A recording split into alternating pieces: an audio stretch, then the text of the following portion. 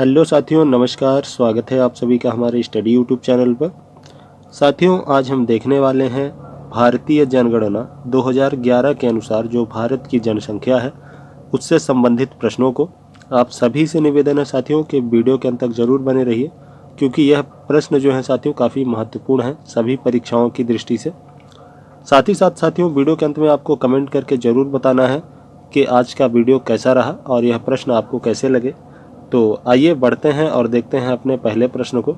आज का साथियों हमारा पहला प्रश्न है, राष्ट्रीय जनगणना 2011 के अनुसार 6 वर्ष से कम आयु के बच्चों का लिंगानुपात था। साथियों, जो 2011 की जनगणना थी उसके अनुसार 6 वर्ष की आयु के जो से कम के जो बच्चे हैं उनका लिंगानुपात क्या था?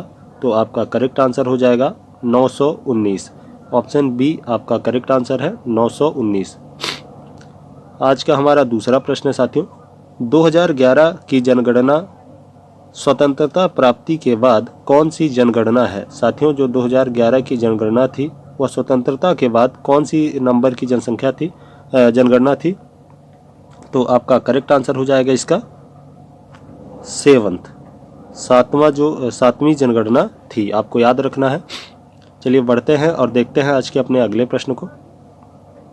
आज का हमारा अगला प्रश्न है साथियों, 2011 की जनगणना के अनुसार विश्व की कुल जनसंख्या में भारत की भागीदारी। साथियों, 2011 की जो जनगणना थी उसके अनुसार विश्व की जो कुल जनसंख्या है उससे भारत की जनसंख्या का प्रतिशत कितना है?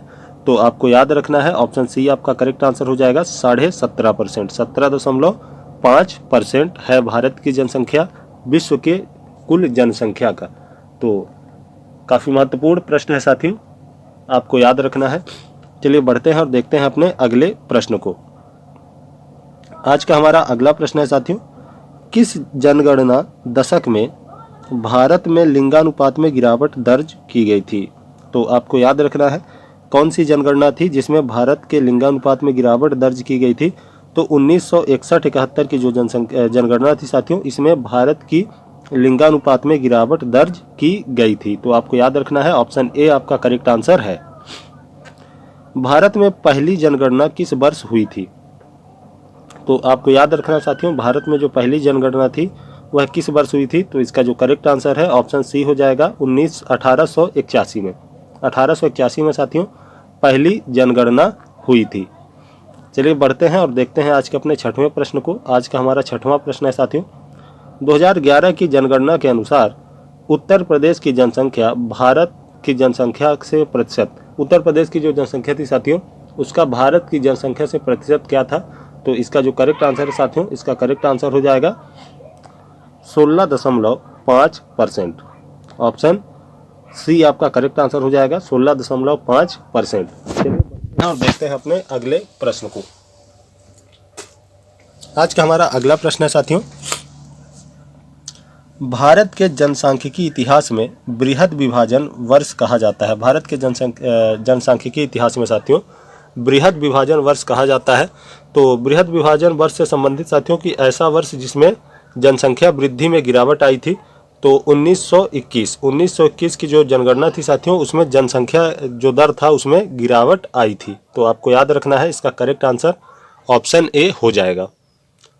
2011 की जनगणना के अनुसार भारत की कुल जनसंख्या में नगरीय जनसंख्या का प्रतिशत है। साथियों, 2011 की जो जनगणना थी उसके अनुसार जो नगरीय जनसंख्या है उसका प्रतिशत क्या है? तो आपको याद रखना है, इसका जो करेक्ट आंसर हो जाएगा साथियों 31.2%। ऑप्शन ए आपका करेक्ट आंसर हो जाएगा।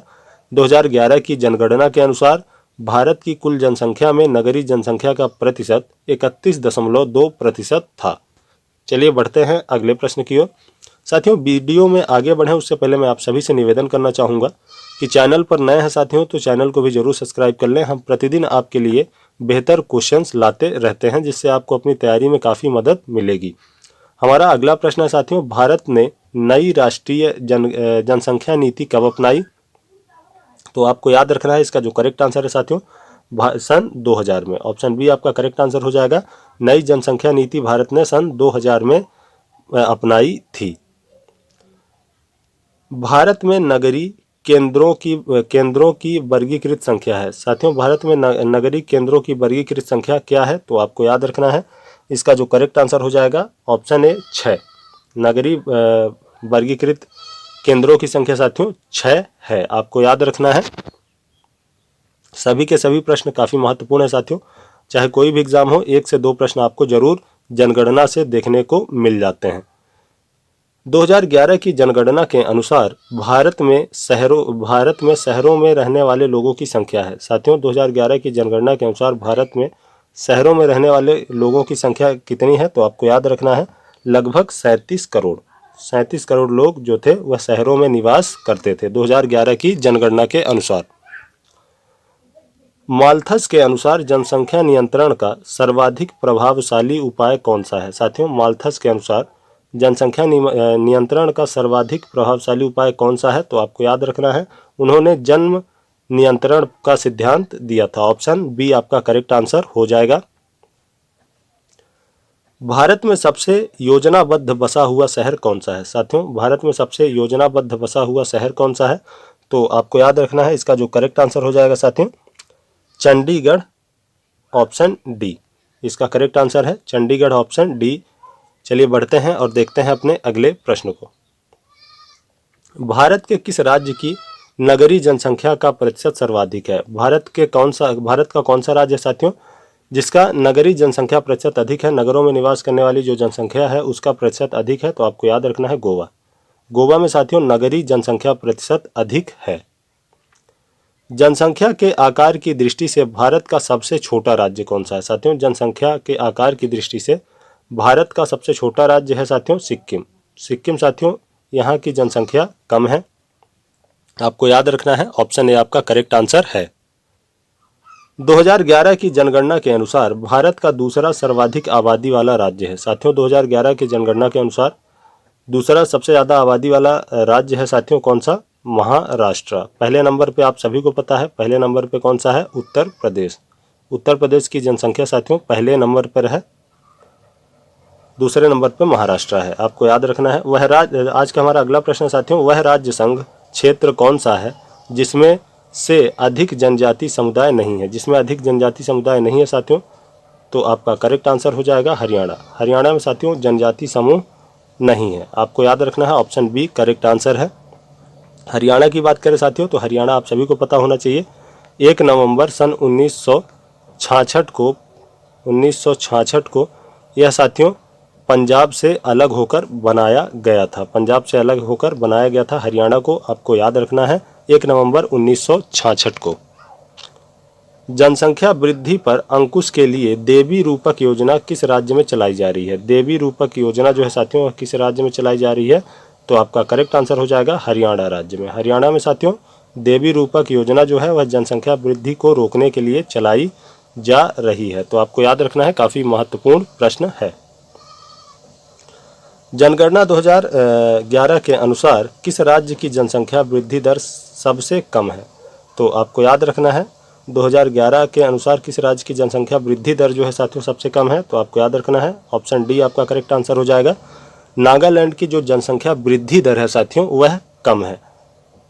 आज का हमारा आखिरी प्रश्न है साथियों, 20वां और आखिरी प्रश्न है, लिंग अनुपात का परिकलन कैसे किया जाता है? लिंग अनुपात का जो परिकलन है साथियों वह कैसे किया जाता है? तो आपको याद रखना है 1000 पुरुषों पर महिलाओं की संख्या, 1000 पुरुषों पर साथियों महिलाओं की संख्या को लिंगानुपात कहा जाता है। 1000 जो पुरुष हैं उनमें महिलाओं की संख्या कितनी है? तो साथियों आज के यह थे हमारे 20 महत्वपूर्ण प्रश्न। मिलते हैं अपने नेक्स्ट वीडियो में, तब तक के लिए बहुत बहुत धन्यवाद।